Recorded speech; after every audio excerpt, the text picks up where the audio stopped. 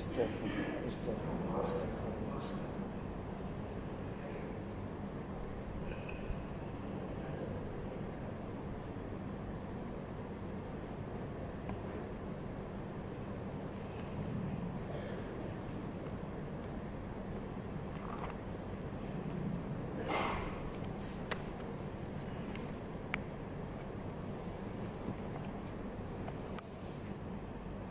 Al-Fatihah. A'udzu billahi minasyaitonir rajim. Bismillahirrahmanirrahim. Alhamdulillahi rabbil alamin. Ar-Rahmanir Rahim. Maliki yaumiddin. Iyyaka na'budu wa iyyaka nasta'in. Ihdinas siratal mustaqim. Siratal ladzina an'amta 'alaihim ghairil maghdubi 'alaihim waladdallin. Amin. Bismillahirrahmanirrahim. Assalamualaikum warahmatullahi wabarakatuh. Alhamdulillahi rabbil alamin. Wassalatu wassalamu ala ashrafil anbiya'i wal mursalin Sayyidina Muhammadin wa ala alihi wa sahbihi ajma'in. Subhanaka la ilma lana illa ma 'allamtana innaka antal alimul hakim. Wa la hawla wa la quwwata illa billahil 'aliyyil 'azim.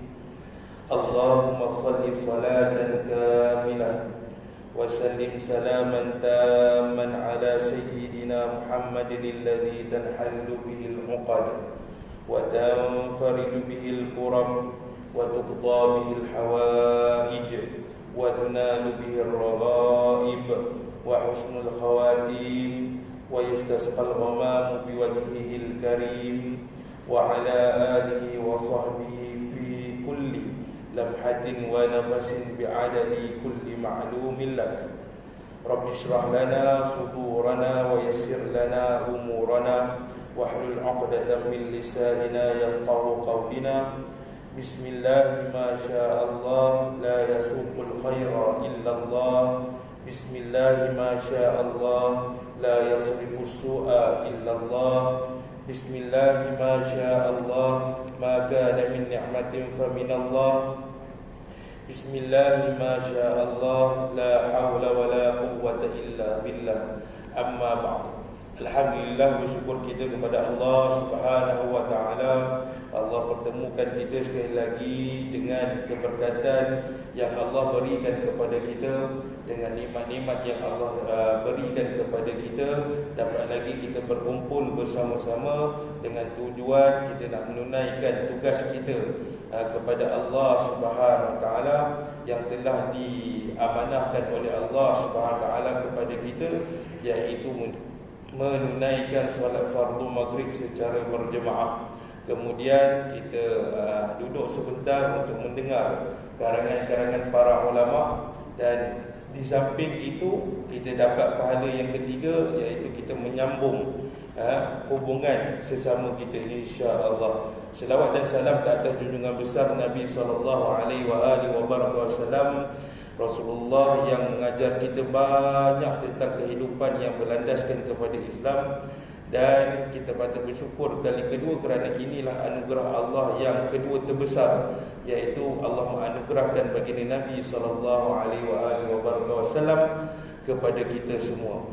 Seterusnya barisan AJK Masjid, tuan-tuan imam, tuan-tuan bilal, tuan-tuan guru, hadirin hadirat yang dirahmati oleh Allah sekalian.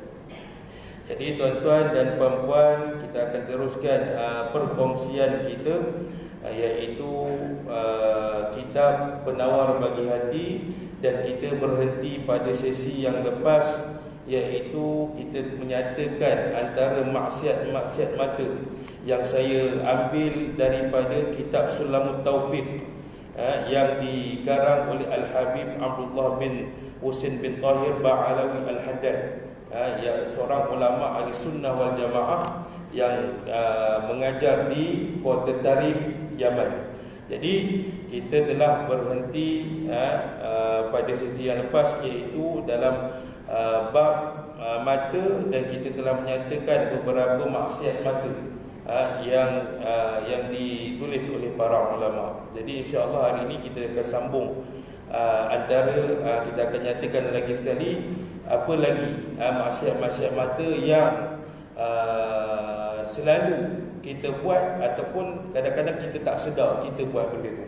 Jadi mata ni adalah anggota yang paling jelas perbuatan maksiatnya. Sebab apa? Bangun tidur pun kadang-kadang maksiat. Maksiat kerana apa? Bangun tidur kadang-kadang kita lupa untuk menyebut kalimah Alhamdulillah. Kita terus ambil handset, kita buka Facebook, termasuk yang bercakap ni lah, buka Facebook, kita baca komen-komen. Mungkin dalam komen-komen tu, mungkin penulisan dalam Facebook itu ada yang memfitnah orang, ada yang mengkeji orang. Jadi kita ternampak dan kita baca, sekaligus kita telah menggunakan mata kita ni kepada maksiat. Jadi kita akan sambung, iaitu seterusnya antara dia maksiat mata yang digariskan oleh para ulama adalah seterusnya diharamkan ke atas lelaki dan perempuan untuk membuka kemaluan mereka walaupun tidak ada sesiapa di tempat itu melainkan ada keperluan. Dia saja-saja je. Contoh dalam bilik. Ulama mengatakan perbuatan ini setengah ulama mengatakan perbuatan ini perbuatan makruh. Dia duduk dalam bilik seorang-seorang, dia telanjang. Jadi kenapa ulama menggariskan, sebagai ulama mengatakan haram kita duduk berdiam diri dan tu ataupun makruh? Kerana Allah Maha melihat. Sebab itu ada sebuah cerita seorang guru ni nak bagi tahu Allah ni Maha melihat ni. Peristiwa ni berlaku di kalangan guru dengan di antara guru, seorang guru dan muridnya, maknanya alim ulama ni. Satu hari dia panggil anak murid dia 10 orang. Lalu dia bagi setiap seorang anak murid dia ni seorang satu ekor ayam. Jadi guru dia kata, okey, wahai anak murid aku, kau pergilah ke mana-mana tempat dan kau sembelihlah ayam ni. Yang tidak ada orang, tempat tu tak ada orang, mungkin tempat yang sunyi, tempat yang tidak ada didiami oleh manusia, maknanya tak ada orang. Dan sampai di tempat itu kau sembelihlah ayam ni. Maka berpecahlah anak muridnya, bertebaranlah pergi ke tempat-tempat yang dijangkakan oleh mereka ini tidak ada orang melihat di atas perbuatan mereka itu, iaitu tok guru dia suruh sembelih ayam tu. Bila dah selesai, anak murid 10 orang ni baliklah kepada guru dia. Jadi guru dia tanya, daripada murid pertama sampailah murid ke-10. Murid pertama jawab, aku dah sembelih wahai guru. Sampailah 9 orang muridnya mengatakan bahawa kami dah selesaikan penyembelihan ke atas binatang tersebut. Hanya seorang saja yang tak menjalankan ibadah ataupun tak menjalankan kerja yang disuruh oleh guru dia maka ditanya gurunya menanya kepada seorang muridnya yang tidak menyembelih ayam yang diberi oleh gurunya tadi. Lalu dia tanya, wahai muridku yang ke-10 ni, kenapa engkau tidak menjalankan perintah aku? Sedangkan sahabat-sahabatmu yang 9 orang ini telah menjalankan amanah dan telah menjalankan perintah aku suruh sembelih ayam ni. Maka kata anak murid ni, wahai guruku, memang benar aku sampai di satu tempat yang memang tidak ada orang melihat perbuatan aku. Tetapi ada satu yang melihat aku dan dia bersifat azali, maknanya dia kekal, iaitu yang melihat aku itu adalah Allah Subhanahu Wa Taala. Sebenarnya gurunya nak menguji bahawa nak ajar kepada 10 orang murid ini bahawa nak uji mereka ini mengenai tentang ketuhanan. Maknanya nak tengok anak murid mereka, anak murid gurunya ni faham ataupun tidak. Yang nak bagi tahu bahawa Allah ini Maha melihat. Sampai sebegitu seorang murid yang peka terhadap ilmunya yang diajar oleh gurunya, sampai begitu. tidak menghiraukan arahan gurunya, tetapi dia mementingkan apa yang melihat setiap perbuatan manusia. Maknanya Maha suci Allah Ta'ala ini, penglihatan Allah Ta'ala ini sentiasa berlaku, tidak terlepas walaupun sekali, walaupun seminit pandangan Allah Ta'ala. Maknanya seluruh perbuatan kita ini dipandang oleh Allah Subhanahu Wa Ta'ala. Itu perbuatan baik, iaitu perbuatan yang disuruh oleh gurunya. Apatah lagi perbuatan maksiat yang kita lakukan, sesungguhnya Allah ini Maha melihat. Kita ini di bawah kawalan Allah Subhanahu Wa Ta'ala. Maknanya di akhirat nanti, bukti yang mengatakan Allah akan tayang seluruh perbuatan kita di dunia ni, maka itu benar. Kerana la ta'khudhuhu sinatun wala naum. Allah ini tidak pernah sekali mengantuk dan tidak pernah sekali tertidur. Maknanya Allah ini sentiasa melihat perbuatannya, sama ada perbuatan baik daripada hamba-hambanya ataupun perbuatan jahat yang dilakukan oleh hamba-hambanya. Jadi kita buat apa saja, sama ada batin ke ataupun fizikal luaran ke, Allah tetap Maha mengetahui. Jadi dikatakan oleh para ulama bahawa diharamkan ke atas lelaki dan perempuan untuk membuka kemaluan mereka, walaupun tidak ada sesiapa pun di tempat itu, melainkan ada keperluan. Keperluan adalah yang mengikut syar'i, seperti kita bahaskan pada sesi lepas. Ataupun maksud ayat ini, mereka berdua-duaan, lelaki dan perempuan, dan mereka membuka kemaluan mereka. Sebab itu Allah menyebut dalam Al-Quran, janganlah engkau mendekati zina, la taqrabuz zina. Allah tak letak perkataan la taf'aluz zina.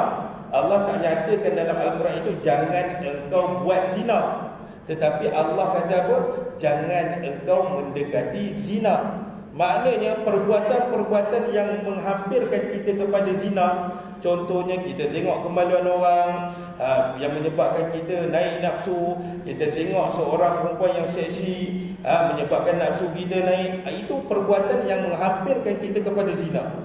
Maknanya perbuatan mata itu boleh menjatuhkan diri kita ini kepada ke arah perbuatan zina. Jadi sebab itu Allah yang Maha bijak pandai, Allah menyatakan bahawa dalam Al-Quran, janganlah engkau mendekati zina. Allah tak kata jangan engkau buat zina. Itu kita kena faham di sini. Maknanya Islam ini dia dah halang manusia awal-awal lagi. Bukan bila dah buat baru Islam larang. Tidak. Islam ni dia ta'adib, iaitu mendidik manusia sebelum berlaku maksiat. Maknanya Islam ni ajar kita supaya bagaimana cara-cara nak menghalangkan diri kita supaya tidak melakukan maksiat. Jadi itu cantiknya agama Islam. Hukum Allah Ta'ala ini bukanlah diturunkan selepas berlakunya sesuatu benda maksiat tu. Allah larang dulu. Bila Allah larang tetapi ada yang buat, maka layaklah bagi orang itu untuk menerima azab daripada Allah Ta'ala. Kita tak boleh kata Allah itu zalim. Sebab apa? Allah dah larang dulu. Macam kita ada peraturan, kalau kerja pejabat kena berpakaian macam ni, ataupun kita pergi ke satu pejabat kerajaan, kita tak boleh masuk pakai seluar pendek, tak boleh suka hati kita pakai macam ni. Ada peraturan-peraturan dia.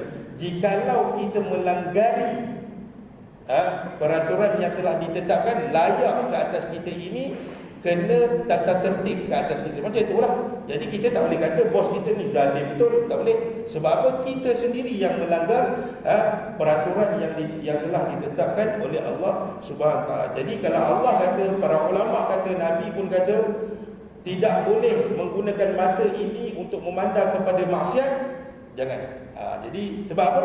Allah dah turunkan benda-benda dan azab bagi orang yang menggunakan matanya ke arah maksiat. Ini nasihat ni bukan untuk tuan-tuan saja, bukan untuk puan-puan saja, tetapi untuk saya sendiri. InsyaAllah sama-sama kita ambil manfaat ini. Yang seterusnya, dibenarkan kepada ahli keluarga yang mahram.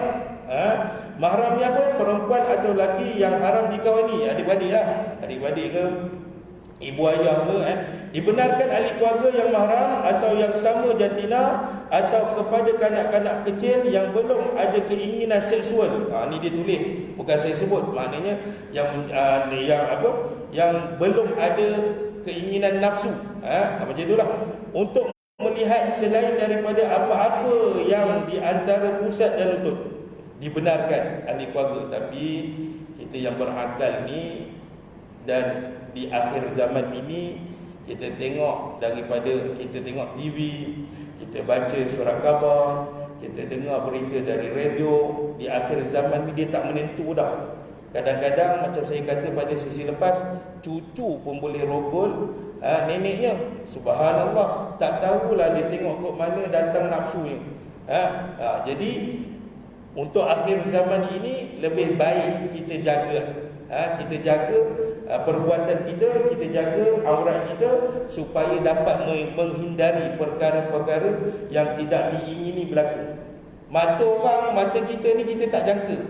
Kadang-kadang kerana sekali pandang saja menyebabkan si yang melihat itu tertarik kepada kita.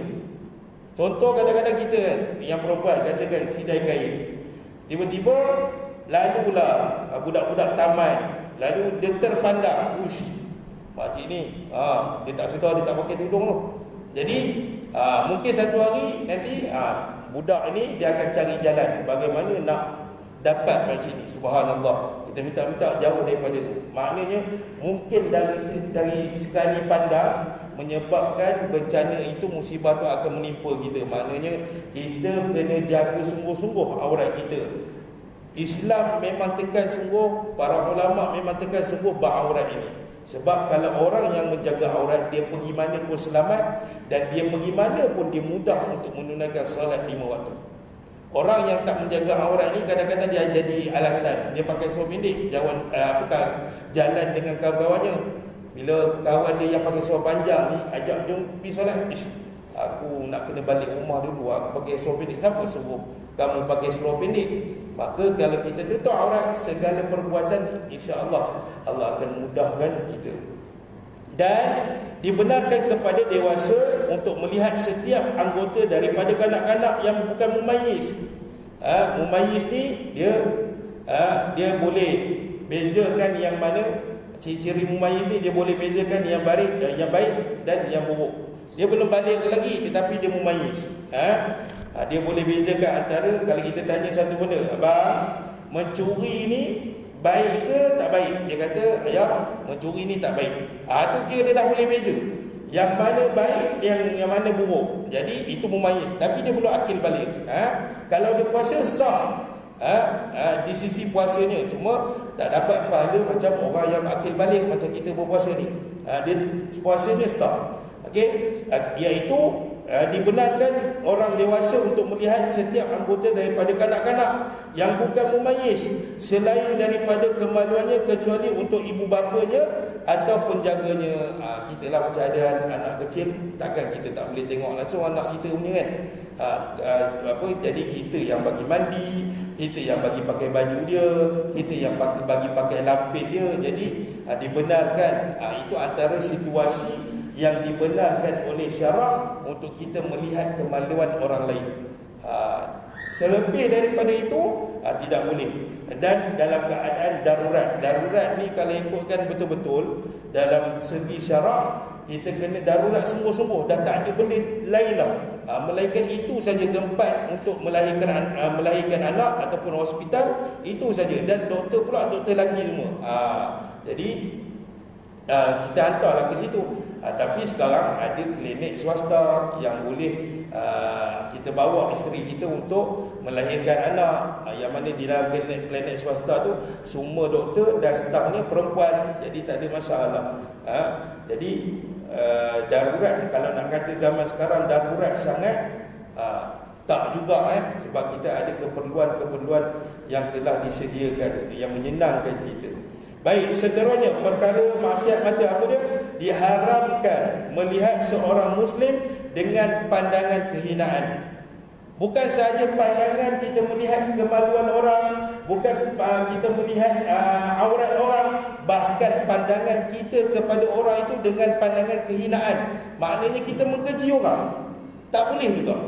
Itu pandangan yang dikatakan oleh ulama kita, iaitu pandangan yang membawa mata ini kepada maksiat kepada Allah SWT. Kita tak cakap, dalam hati pun tak bersuara. Tapi macam mana kan, bila kita pandang mesti dalam hati akan bersuara. Kita tengok dia, katalah dia ni selekeh, dia ni pemungut sampah, kita pun kata geli lah, malaslah aku jalan kat ni, ada orang macam ni, geli aku nak lalu. Maknanya bila kita pandang secara, walaupun secara fizikal kita tak berkata di mulut, tetapi dalam hati berkata, maka Islam mengharamkannya. Maknanya pandangan kita kepada orang dengan pandangan kehinaan, dengan pandangan kejian, dengan ejekan, tak boleh. Islam mengajar kita supaya memandang manusia ini dengan penuh hikmah, dengan penuh kasih sayang. Begitulah yang diajar oleh baginda Nabi SAW. Kan tuan-tuan dengar cerita daripada ustaz-ustaz yang mengajar tuan-tuan, yang mana tiap kali selepas subuh, Rasulullah, dia perjalanan Rasulullah daripada rumah nak pergi ke masjid akan melintasi seorang rumah seorang perempuan Yahudi tua, buta. Lalu tiap kali Rasulullah balik daripada sembahyang subuh, tiap-tiap hari Rasulullah akan bagi si Yahudi tua buta ini makan. Dan Rasulullah bukan bagi saja, Rasulullah suap. Ketika tiap kali Rasulullah suap ini, apa yang dikatakan, apa yang banyak dilafazkan oleh mulut Yahudi tua ni, setiap kali Rasulullah suap, pasti dia akan kata, aku tak suka Muhammad. Yang suap tu Rasulullah. Dia tiap kali Rasulullah suap, pasti mulut dia kata, kau tahu tak, kau kenal tak Muhammad? Rasulullah tetap suap, diam. Aku tak suka betul lah Rasulullah ni, dia bawa ajaran baru. Dia kutuk Nabi, kutuk Nabi, sehinggalah Nabi SAW wafat. Ni maknanya pandangan kehinaan kepada Rasulullah. Sehinggalah Rasulullah wafat, maka Sayyidina Abu Bakar bertanya kepada anaknya, iaitu isteri kepada Nabi SAW, wahai Aisyah, apa sunnah Nabi yang aku tertinggal nak buat? Lalu Sayyidah Aisyah pun cakap, wahai bapakku, sesungguhnya apa yang Nabi buat semua engkau telah buat. Maknanya Sayyidina Abu Bakar ni, dia buat apa yang Nabi buat, semua dia dah habis buat. Kecuali Sayyidatina Aisyah kata, kecuali satu saja, wahai bapakku. Apa dia? Sayyidina Abu Bakar tanya dekat anaknya, apa dia yang satu lagi yang aku tak buat lagi? Maka Sayyidatina Aisyah pun bagi tahu, setiap kali Rasulullah balik daripada solat subuh, Rasulullah akan singgah di rumah perempuan Yahudi tua yang buta ni, dan Rasulullah akan bagi makan. Bukan bagi makan hidang itu dan Yahudi itu suap sendiri, tak. Rasulullah bagi makan dan Rasulullah suap ke mulut Yahudi tua ni. Maka besoknya Sayyidina Abu Bakar pun buat macam Rasulullah, singgah di rumah Yahudi tua tersebut. Kemudian Sayyidina Abu Bakar pun suap. Lalu Yahudi tua perempuan ni yang buta ni, dia tak nampak. Dia kata, aku tak nak kau suap, aku nak orang sebelum ni suap. Kerana dia akan kepalkan, dia akan orang panggil kepalkan makanan tu yang kecil-kecil, dan dia akan suap kepada mulut aku ini dengan penuh lemah lembut. Lalu Abu Bakar pun kata, akulah orang yang sebelum ni. Tidak, dia tidak pernah bersuara dan dia akan suap aku dengan penuh lemah lembut. Engkau kasar. Itu pandangan Yahudi tua. Padahal Sayyidina Abu Bakar ini adalah sahabat yang paling lemah lembut. Jadi bila mana dah bersembah-sembah antara Yahudi tua dengan Sayyidina Abu Bakar, dipendekkan cerita, maka Sayyidina Abu Bakar pun kata, yang suap engkau dahulu adalah Muhammad bin Abdullah, yang mana tiap-tiap hari engkau mengutuknya dan engkau menghina ajaran yang dibawa oleh baginda Nabi SAW. Selepas itu terus saja Yahudi tua itu dia mengangkat tangan dan mengucap asyhadu an la ilaha illallah wa asyhadu anna Muhammadar Rasulullah. Nak bagi tahu, walaupun Rasulullah ini dihina depan-depan, tetapi pandangan Rasulullah kepada Yahudi tua ini macam mana? Tidak pernah membalas dendam, tetap menyuapkan kepada Yahudi tua yang buta ini dengan penuh lemah lembut dan kasih sayang. Ini kesan daripada pandangan dan didikan jiwa baginda Nabi SAW kepada Yahudi tua. Walaupun Yahudi tua ini mengetahui bahawa Rasulullah telah wafat, tetapi kesannya memberi kepada dirinya, dan sehingga dia dapat mengucap kalimah syahadat. Pada asalnya dia menghina kalimah la ilaha illallah, dia menghina ajaran yang dibawa oleh baginda Nabi sallallahu alaihi wasallam. Tetapi bila mana dia mengetahui yang suap itu adalah Muhammad bin Abdullah, maka dia terus mengucap, dia tak banyak. Ini pandangan Rasulullah kepada orang di sekeliling. Rasulullah dalam kitab Syama'ilul Muhammadiyah, Rasulullah diceritakan dalam riwayat, Rasulullah tidak akan marah kepada orang selagi mana dia ni tidak melanggar perintah Allah. Maknanya ada satu peristiwa Sayyidina Anas bin Malik disuruh oleh Rasulullah, wahai Sayyidina Anas, ni duit, pergi kedai beli barang. Aku nak suruh kau beli barang sikit. Sayyidina Anas ketika tu kecil, sampai di pertengahan jalan dia main, dia jumpa kawan-kawan dia main lah, budak kecil. Lalu Rasulullah tunggu, mana Anas bin Malik ni, aku dah bagi duit, dah suruh beli barang, tak balik-balik lagi. Rasulullah tak marah. Jadi Rasulullah keluar rumah cari. Rupa-rupanya Rasulullah nampak dia, oh Sayyidina Anas tengah main dengan kawan-kawannya. Waktu tu Sayyidina Anas bin Malik adalah kanak-kanak lagi. Maka Rasulullah pun tepuk dia, kata, wahai Anas, dah beli ke barang? Itu bahasa kita lah, kita bagi mudah faham. Dah beli ke apa yang aku suruh? Ya Allah, ya Rasulullah, aku lupa kawan aku semua, jadi lupa terus. Tak apa, bagi duit dia balik, biar aku beli sendiri. Dan Sayyidina Anas dalam riwayat mengatakan, sepanjang aku hidup dengan Nabi selama 10 tahun, tidak pernah Nabi bertanya kepada aku, oh ya Anas, kenapa kau buat macam tu? Salah tu? Tak pernah. Dan Rasulullah tak pernah pun menyangkal apa yang Sayyidina Anas buat. Dan Rasulullah tidak pernah tanya, kenapa kau buat macam tu Anas? Maknanya Rasulullah biarkan Anas nak buat apa dalam didikan Rasulullah SAW. Maknanya Rasulullah ni, selagi mana orang tidak melanggar perintah Allah, hatta Yahudi tadi, walaupun dia tidak beriman dengan Allah Ta'ala pada asalnya, tetapi Rasulullah tetap buat, dia pandang perempuan Yahudi ini dengan kebaikan. Sebab itu dalam kitab Syama'il Muhammadiyah, Rasulullah ini diceritakan bahawa orang yang paling penyabar di kalangan manusia seluruhnya. Jadi kita kena ikut. Jadi kita tak boleh pandang manusia ini dengan sudut kehinaan. Bahkan kalau kita nampak maksiat di depan mata kita, kita tak mampu untuk tegur dengan mulut, kita tak mampu tegur dengan kuasa kita. Kita doa supaya Allah berikan hidayah kepada mereka dan kembali kepada jalan yang diredai oleh Allah sekalian. Jadi seterusnya diharamkan melihat ke dalam rumahnya tanpa izin tuannya. Kita datang rumah orang, kita tak boleh ini tak boleh komen, tak boleh komen setiap apa yang dibuat oleh tuan rumah. Dia katalah dia nak sangkut benda ni, dia nak hias rumah macam ni. Kita tak boleh komen. Apalah kau buat macam ni, tengok rumah aku. Tak boleh. Ini adab. Kita berjalan, kita masuk ke dalam rumah orang, kita menziarahi rumah kawan kita, menziarahi rumah adik kita, menziarahi rumah kawan-kawan kita, kita kena ada adab. Dan dalam Islam kita kena tahu waktu-waktu yang dibenarkan untuk kita melawat dan menziarahi orang yang kita nak ziarah.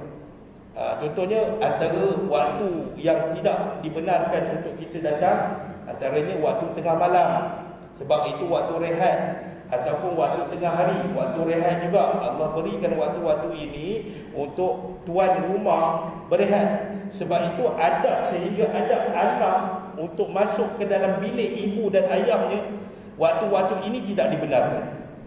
Kita tak tahu, tuan-tuan kita yang dah kahwin ni, kita tahulah apa yang selalu kita buat di dalam bilik. Jadi Islam menghindarkan kita ni supaya tidak ternampak benda-benda yang secret bagi kita ni dipamerkan kepada orang. Jadi waktu-waktu ini Islam ajar tidak dibolehkan, bukanlah jatuh hukum haram terus, tidak, tetapi adab Islam mengajar bahawa waktu-waktu ini tidak dibenarkan untuk kita menziarahi. Tapi kalau tak ada masa dan kita dah bagi tahu orang yang kita nak ziarah tu awal, okey, aku sampai dekat rumah kau tengah hari. Tak apalah. Maknanya tuan rumah kita maklum. Ni sekiranya tidak dapat maklumat daripada kita, maknanya kita tak bagi tahu kepada tuan rumah yang kita nak ziarahi, dan kita tak boleh komen apa yang ada di dalam rumah. Tambah sekali kalau saya tak boleh tak boleh terima dia datang rumah walaupun adik dia. Dia datang rumah adik dia. Jadi tuan rumah dah sediakan, okey, abang ataupun kakak ataupun saudara duduk bilik ni. Dia guna, kebetulan orang yang datang tu, contoh abang kita ke kakak bapa saudara kita ni perokok. Dia menggunakan tandas dalam rumah yang diziarah itu untuk isap rokok. Itu lagi saya tak boleh terima. Mana adab kita? Jadi adab kita, tuan rumah dah bagi kita keselesaan, tiba-tiba kita guna tandas tu untuk kita isap rokok. Lagi tak boleh. Ni adab kita, datang menziarahi ke rumah orang. Kalau kita nak isap rokok tak tahan, pergilah keluar rumah. Sebab ini adab, antara adab yang dianjurkan oleh Islam. Baik, seterusnya diharamkan melihat sesuatu perkara yang disembunyikan oleh orang lain. Kita tak boleh korek rahsia sampai bila kita dapat rahsia tu, sehingga kita sebar pula. Kita tak tahu benda tu betul ke tidak. Nanti kalau kita sebarkan takut jatuh fitnah. Jadi diharamkan melihat sesuatu benda yang telah disembunyikan. Ataupun kita datang ke rumah saudara mara ataupun ke rumah adik kita, rumah siapa-siapa yang kita nak ziarah, kita masuk-masuk, tiba-tiba kita duduk, kita nampak ada benda yang disembunyikan oleh tuan rumah. Maka kita tak boleh pergi tengok, bawa keluar tak boleh. Ini adab kita. Hatta ulama yang betul-betul jaga adab, hatta walaupun adik rumah adik kita pergi buka peti ais, ambil. Adik nak ni, kita ambil dulu baru kita bagi tahu. Itu tak boleh. Adab. Ataupun kita ziarah rumah adik kita, kalau adik kita abang masuk bilik belakang, abang dengan kakak dengan anak-anak boleh duduk bilik belakang. Kita jangan ubah tempat yang telah ditetapkan oleh tuan rumah. Sebab apa? Mungkin tuan rumah dah tetapkan tempat yang sepatutnya kita duduk untuk mengelak berlakunya pandangan, untuk mengelakkan daripada kita ni ternampak aurat sesama muslim. Jadi ulama dia gariskan sehingga macam tu. Dan yang terakhir dalam kitab yang saya ambil ni, iaitu diharamkan jikalau setelah melihat kemungkaran kemudian dia tidak menegur, sedangkan tidak mempunyai alasan atau tidak meninggalkan tempat tersebut. Maknanya kita tengok maksiat berlaku depan mata, selemah-lemah dalam hadis Nabi SAW, Nabi menyebut paling lemah pun kalau kita tak mampu nak tegur dengan mulut, kalau kita tak mampu tegur dengan kuasa kita, tangan kita, maka kita doakan orang itu supaya diberi hidayah. Kalau kita melihat kemungkaran itu tidak terdetik di dalam hati kita ini benci kepada kemungkaran itu, maka kita tergolong daripada golongan orang yang membuat maksiat. Maksiat apa? Maksiat mata. Maknanya kita tengok kemungkaran dalam hati itu, biarlah dia nak jadi apa, kerana aku. Bukan dia nak tolong, bukan dia nak tolong tegur, tetapi dia biarkan dan dia tinggalkan tempat itu tanpa ada rasa kebencian kepada kemungkaran. Islam dia mengajar bukan benci orang, tetapi Islam mengajar supaya membenci kemungkaran yang berlaku. Sebab itu Islam suruh kita tegur kepada golongan yang membuat maksiat. Kalau Islam mengajar kita membenci orang yang membuat maksiat, Islam tak ajar adab. Tapi Islam ni penuh dengan adab. Sebab itu Islam kata agar ajaran yang dibawa oleh baginda Nabi SAW ni pergi tegur. Kalau tak boleh tegur, doalah supaya mereka ini tergolong daripada golongan yang mendapat hidayah daripada Allah Subhanahu Wa Taala.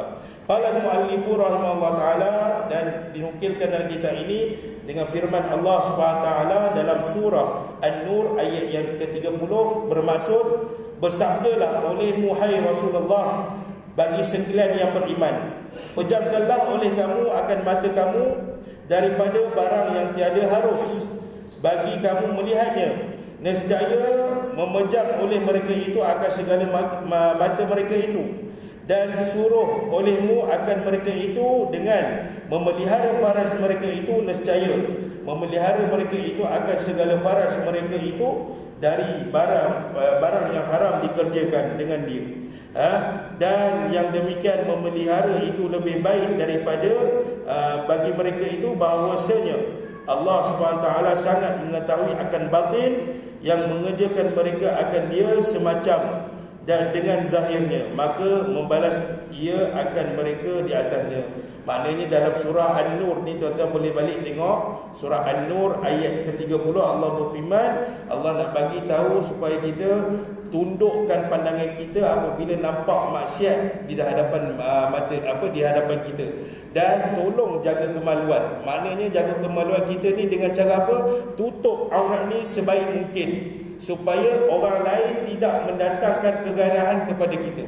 Jadi itu yang Islam ajar, dan Allah mengetahui perbuatan setiap hamba-hambanya. Sikit lagi tuan-tuan, ada pada ayat ini mengajar kelakuan yang baik dan memberitahu yang dan menakutkan. Maka ada pun mengajar adab. Dalam surah An-Nur ayat 30 ni, Allah ada ajar kepada kita ni adab-adab bagaimana kita nak menjaga mata kita ni daripada perkara yang tidak diingini. Bersabda olehmu bagi sekalian yang beriman, nescaya memejamkan mata itu akan segala mata mereka itu dari barang yang tidak halal memandang kepadanya. Jadi Allah suruh kita ini tundukkan pandangan kita ini daripada melihat perkara-perkara yang tidak diingini. Dah masuk belum? Dah. Okey. Kita berhenti dulu sikit lagi. Kita akan sambung insya-Allah. Kita beri laluan kepada azan.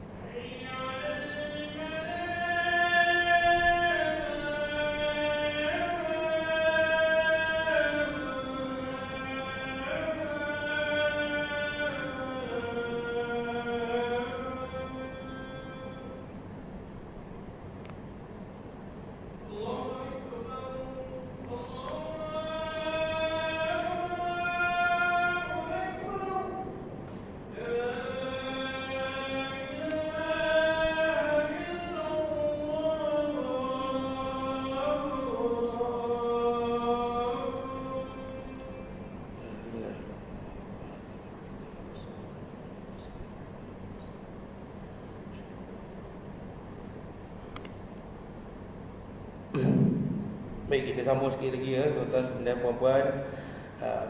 Qala al-muallifu rahimahullah taala, berkata pengarang kita ini dalam ayat surah An-Nur ayat ke-30, dalam ayat ini Allah nak bagi tahu kepada kita ni 3 perkara. Yang pertama, Allah nak ajar kita tentang adab, bagaimana kita nak jaga mata kita ini daripada maksiat. Yang kedua, Allah memberitahu kita balasan orang yang menjaga matanya daripada melihat perkara maksiat, dan balasan orang yang tidak menjaga pandangannya. Yang ketiga adalah Allah memberi amaran yang menakutkan. Apa yang dia akan dapat sekiranya dia tak menjaga pandangannya, dan apa balasan yang baik bagi orang yang menjaga pandangannya. Jadi kita ambil satu je kita di akhir ni, iaitu ayat yang menceritakan qulil mu'minina yaghuddu min absarihim wa yahfazu furujahum. Maka ayat ni nak bagi tahu apa? Dan dengan ini perkataan menyuruh Allah Subhanahu taala akan hamba je dengan berkelakuan baik, iaitu apa kelakuan baik yang Allah ajar kepada kita, apa adab yang baik Allah ajar kepada kita dalam surah An-Nur ayat 30 ini, iaitu memelihara matanya daripada melihat benda yang haram, dan melihat kemaluannya daripada yang tiada halal dikerjakan dengan dia. Melihat perkara yang haram, melihat kemaluan orang, ataupun melihat aurat orang, dan melihat perkara-perkara yang tidak halal dikerjakannya. Maka apa dia kata Syekh Abdul Qadir Al-Mandili ni, maka wajib atas sekalian hamba menjunjung perintah Tuhannya, dan jika tiada, nescaya adalah ia jahat perangai. Ni bahasa lama. Memang ulama' dia bagi tegas terus. Orang yang tak nak melakukan kebaikan ni, dia langgar perintah Allah Ta'ala, dia terus bagi tahu dalam kitabnya, maka orang yang melanggar perintah Allah ni jahat perangai. Kalau kita orang kata, oi kamu ni jahat, kita marah kan. Ini ulama' ni memang tegas. Bab hukum halal dan haram ni memang ulama' tegas. Tu yang mereka sanggup berani tulis dalam kitab mereka ini. Dia kata apa? Dan jika tiada, maknanya tiada ni tidak mengikut perintah Allah SWT supaya menjaga pandangan mata, nescaya ia adalah jahat perangai. Tengok, ulama' terus bagi je kepada kita. Dan patut ia dimurkai dan disiksa. Maknanya orang yang buat maksiat ini tak layak bagi dia untuk menuduh Allah SWT ini Allah Maha Zalim, tak boleh.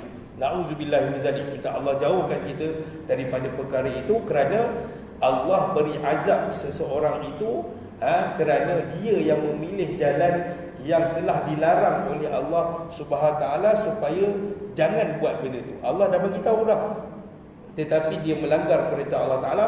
Maka macam saya katakan di awal tadi, iaitu layaklah bagi dia untuk dimurkai oleh Allah SWT, dan layaklah baginya untuk diseksa oleh Allah SWT dengan siksaan yang setimpal dengan perbuatannya semasa hidup di dunia. InsyaAllah tuan-tuan, kita akan sambung pada sesi yang akan datang.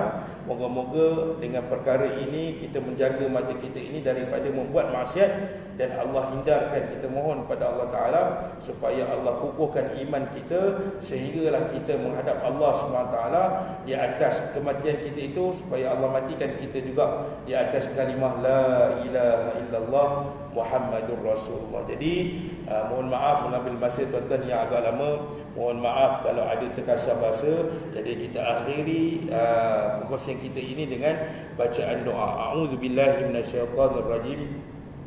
Bismillahirrahmanirrahim. Rabbana hab lana min azwajina wa dhurriyyatina qurrata a'yun waj'alna lil muttaqina imama. Rabbana hab lana min azwajina wa dhurriyyatina qurrata a'yun waj'alna lil muttaqina imama. Rabbana la tuzigh qulubana ba'da idh hadaytana wa hab lana min ladunka rahmah innaka antal wahhab. Rabbana atina fid dunya hasanah wa fil akhirati hasanah wa qina adzabannar. Sallallahu ala sayyidina Muhammad wa ala alihi wa sahbihi wasallam tasliman katsira walhamdulillahi rabbil alamin.